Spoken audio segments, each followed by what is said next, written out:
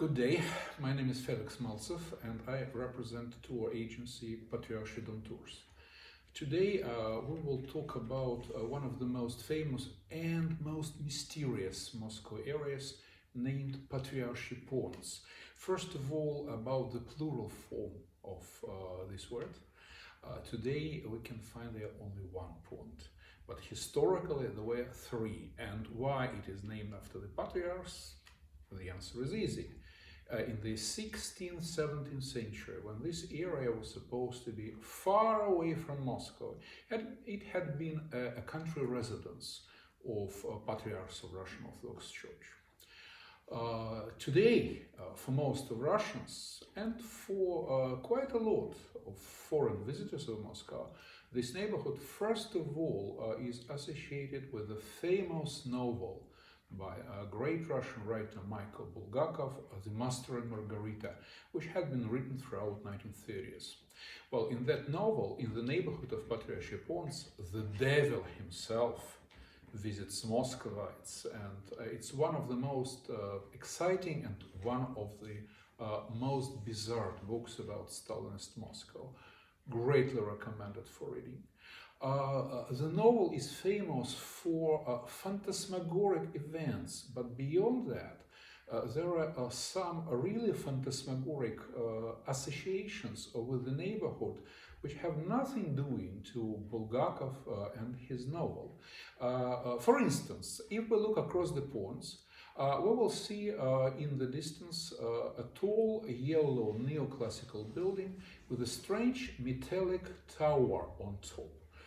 This tower is a small, relatively small, copy of unrealized design by one of the founders of Russian constructivism, Vladimir Tatlin, who early 1920s planned to build the full-size tower in Red Square instead of St. Basil's Cathedral in order to launch, attention please, not spacecrafts, but electric trains to the moon.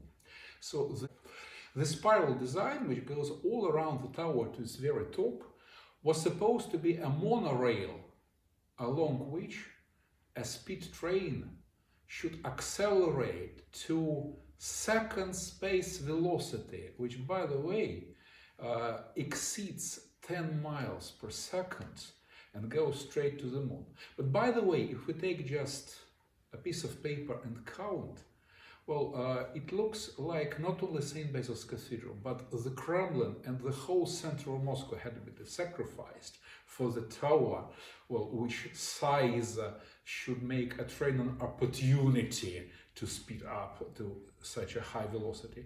Even Lenin and crazy Bolsheviks were rational enough not to allow Vladimir Tatlin to materialize that project. Well, but a contemporary architect Tkachenko, who designed the building at the beginning of the 21st century, decided to make a little replica of it on the roof.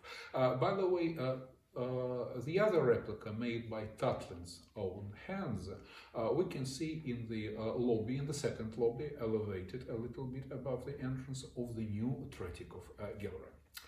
When we walk further from Patriarshy Ponds, we can see in Spiridonovka Street one of the most beautiful and one of the most inimitable Moscow buildings, constructed at the very end of the 19th century by celebrated architect Fyodor Shachtel for one of the richest textile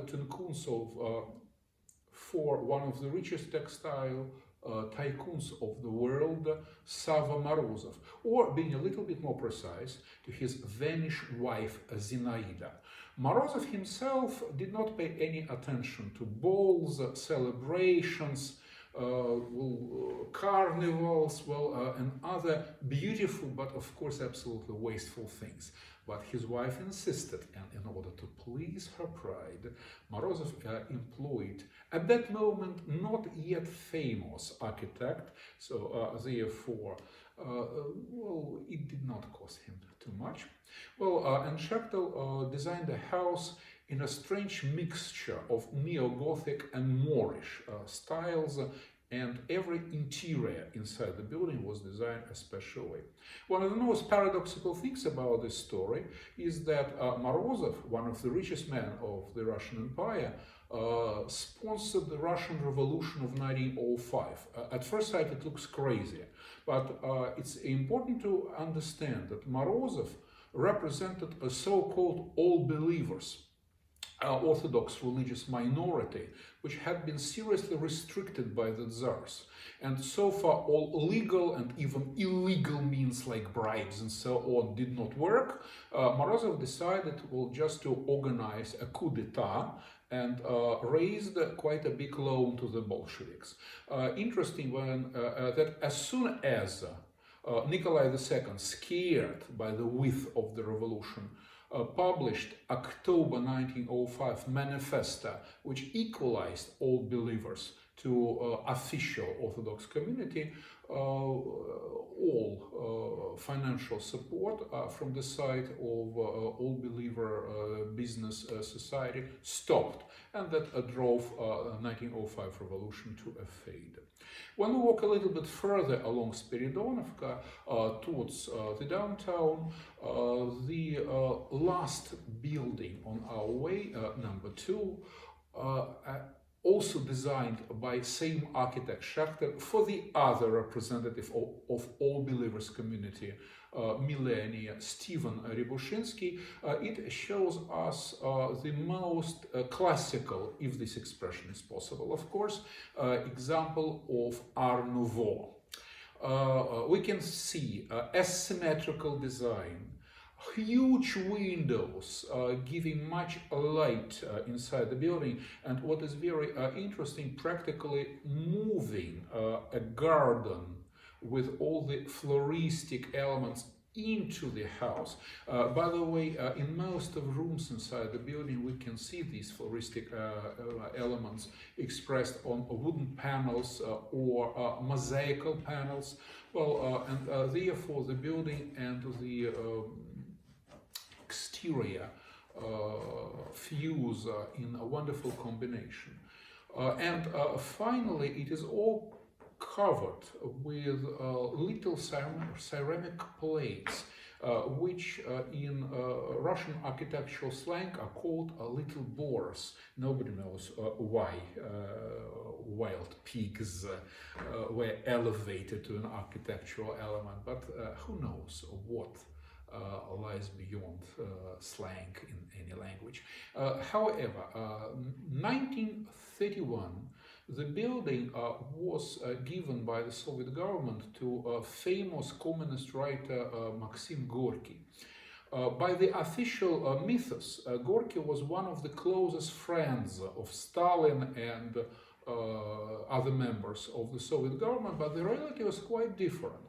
Gorky really had invested much of his intellectual and even financial capital to the revolution of 1917, but was shocked with its results, first of all with an outrageous vandalism, because so many uneducated people started attacking works of classical culture, including paintings, architecture, well, and so on. Well, soon after revolution, Gorky emigrated to Italy, but Stalin, realizing Gorky's popularity amongst Russian workers, wanted him to be back and to support orally his course.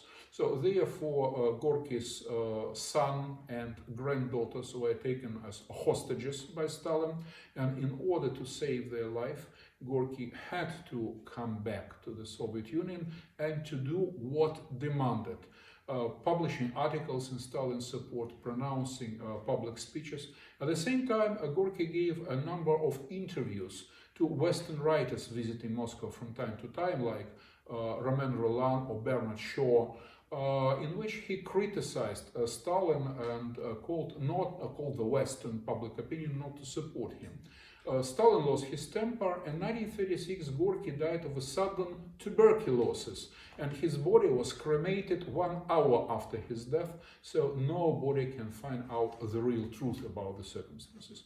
The building today is a museum formally dedicated to Gorky, but also we can see there phenomenal examples of Shechtel's architectural fantasy, including phenomenal staircase in the atrium, which is performed in naval motifs with a huge white marble wave raising up a strange creature, either Medusa or a turtle, well, which is an electric lamp. The building is fantastically interesting inside, very worth being visited.